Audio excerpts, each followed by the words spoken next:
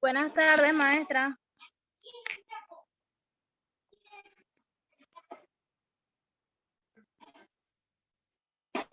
Tiene silenciado su audio, no se le escucha. Ya, ahora sí, ¿me escucha, Nierka? Ahora sí, bueno, vamos a dar inicio, Bierka, porque este tema es chiquito. Yo entiendo, y es domingo y algunos no se van a conectar porque van a pasear, ¿verdad? Entonces, ¿en qué consistía la gens? ¿Ya? La pregunta es, ¿en qué consistía la gens? era una agrupación civil o sistema Exacto. social de la calle, comprendía a varias familias que se identificaban a través del cognomen de los individuos, por lo que sus integrantes eran agnados o gentiles entre sí y estaban dirigidos por varios paterfamilias. Exacto, ¿verdad? Podían estar agnados, quiere decir que tenían un parentesco, ¿verdad? Entonces esa agrupación civil o sistema civil se daba en la antigua Roma. Entonces cada gens comprendía a varias familias. Entonces, ¿cómo se llegaba a ser gentil? Es la siguiente pregunta. ¿Cómo se llegaba a ser gentil? Por nacimiento gentil o por agregación directa de la gens mediante el voto de los gentiles. Ajá, exacto. Ahora vamos a la siguiente pregunta.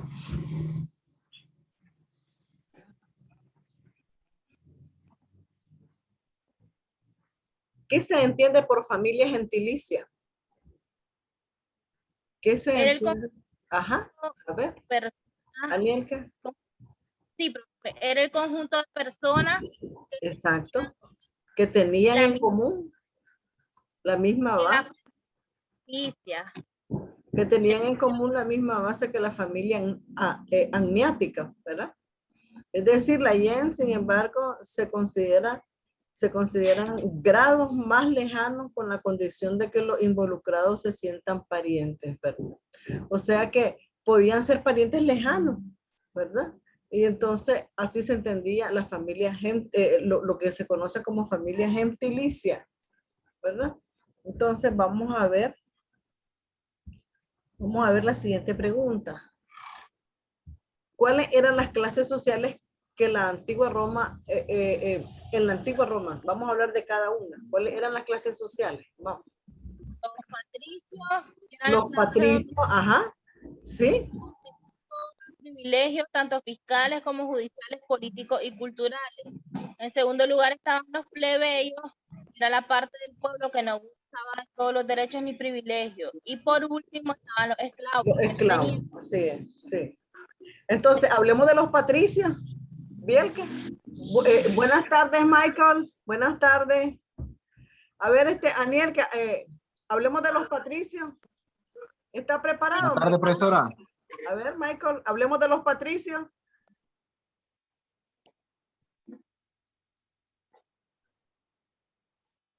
Hablemos de los patricios. ¿Te digo? Sí, a ver, Anielka, porque Michael parece que no, tiene callado el audio. Ajá, vamos. Dice el tema que eran la clase dominante. Ellos tenían todos los privilegios. Exacto. Entonces, tanto fiscales como judiciales, políticos y culturales, ¿verdad? Y la clase dominante significa que era la clase alta, ¿verdad? Entonces, hablemos ahora un poquito acerca de la siguiente clase, que eran los plebeyos. Bueno, ¿cómo se conformaba esta clase? A ver.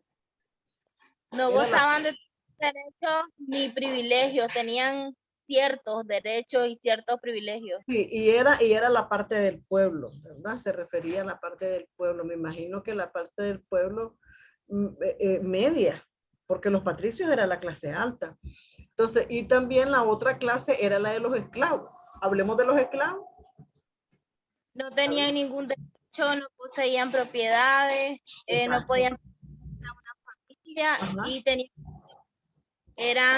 le pertenecían. Así es. Era toda una institución social en Roma, ¿verdad? Entonces el esclavismo no se fue esclavo de raza, sino que en Roma cualquiera podía ser esclavo. ¿Ve? Entonces, o sea que podías perder tu capacidad, ¿verdad? El que pierde la capacidad se volvía esclavo. Entonces, la fuente de los esclavos provenía sobre todo de los pueblos conquistados, porque recuerden que ellos anduvieron conquistando pueblos. Y ahí es como se generaban los prisioneros. Hacían prisionera a la gente que se resistía. Y así es como se convertían también en esclavos, ¿verdad? Pero también habían delincuentes y otra gente que fue degradada a esta clase social, pues por algún motivo que pudieras cometer algún delito, ¿verdad? Bien, ahora vamos a la otra pregunta.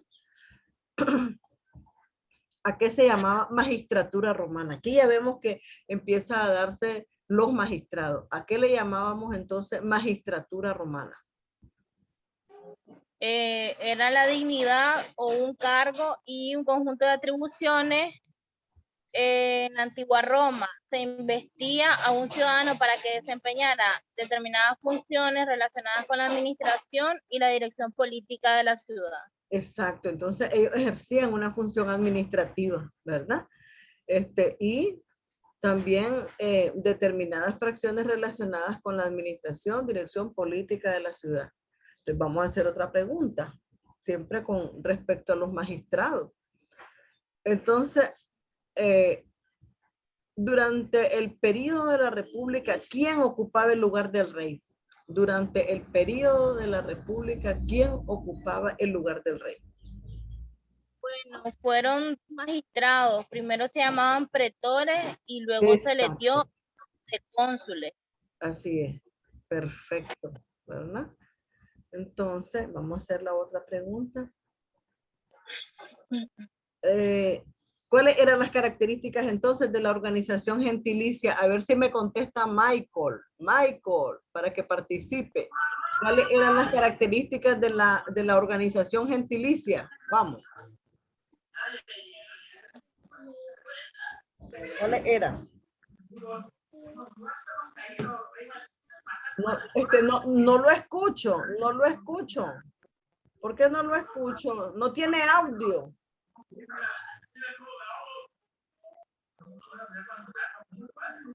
¿Qué será que no tiene audio?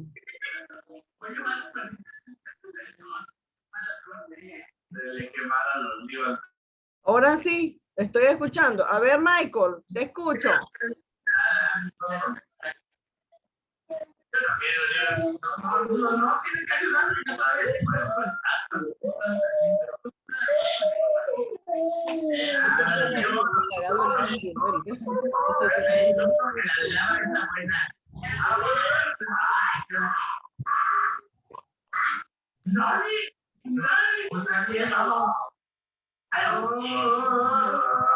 No hay audio. Michael, no lo escucho. A ver entonces, Anielka, para que concluyamos con la videoconferencia. ¿Cuáles eran las características de esta organización gentilicia? Las poblaciones estaban separadas unas de las otras. El trabajo se dividió de acuerdo a los sexos. Los varones se encargaban de la caza, la pesca y la recolección. Las mujeres se encargaban de las labores del hogar. Así es. Las áreas comunes estaban en propiedad. Las herramientas del trabajo y del hogar eran personales, o sea, privadas. Sí. Y la riqueza estaba limitada por la poca productividad que existía, entonces sí, era colectiva y se distribuía equitativamente. En esa época dominaba el matriarcado. Así es, la mujer era la que mandaba, ¿verdad? Entonces, dígame, Anielka, vamos a hablar un poquito acerca de los magistrados, ¿verdad? Entonces, en la República Romana, finalizada la monarquía, entonces el lugar del rey decíamos que era ocupado por 2 magistrados, ¿verdad? A los que se le llamó primero pretores y después cónsules.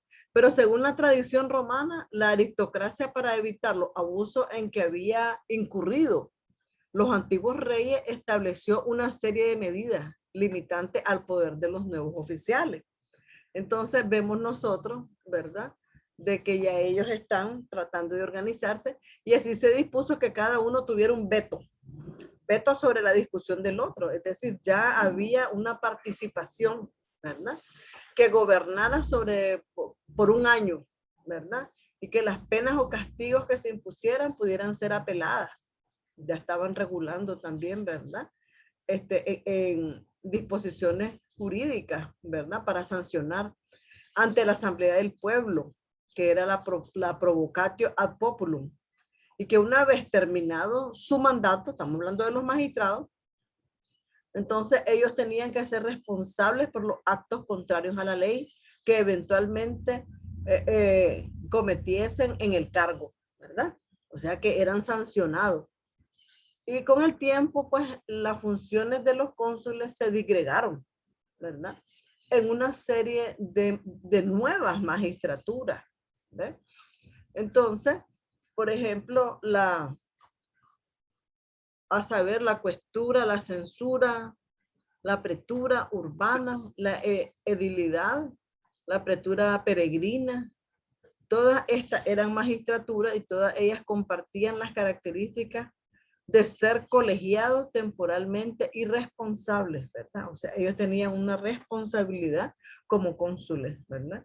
Entonces ya ellos están buenas. ¿Quién se agregó? ¿Quién es el 9CJXP Gamer? Su nombre. Buenas tardes, profe. Francisca Ruiz. Ah, ¿cómo está, Francisca? Cuánto gusto. Entonces Bien, gracias. estábamos hablando de los magistrados, ¿verdad? Este tema les decía que era chiquito. Ya hemos concluido con todas las preguntas, ¿verdad? Que en qué consistía la gens, cómo se llega a ser gentil, qué se entendía por familia gentilicia. También estuvimos abordando cuáles eran las clases sociales, ¿verdad? Y hablábamos de los patricios, hablábamos de los plebeyos y de los esclavos.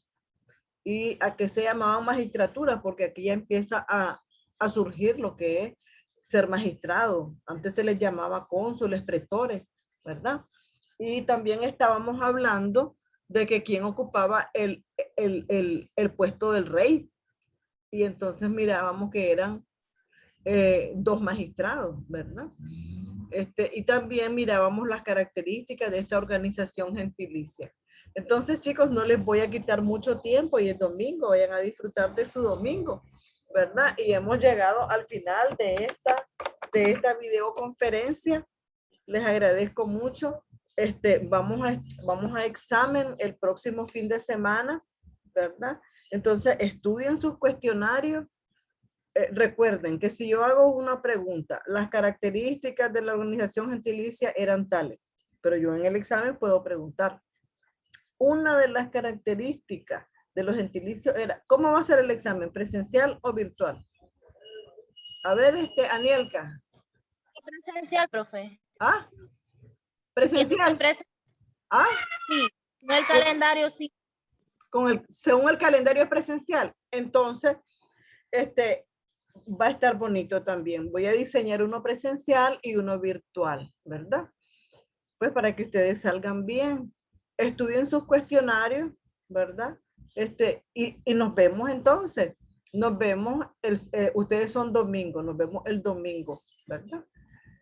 Y suerte. Entonces vamos a anotar Anielka y se me fue la Francisca, ¿verdad? Ya se desconectó Francisca, Anielka Betancourt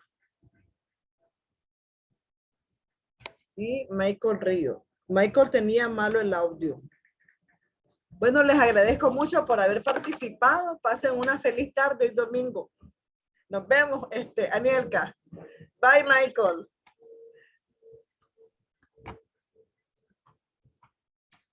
Así,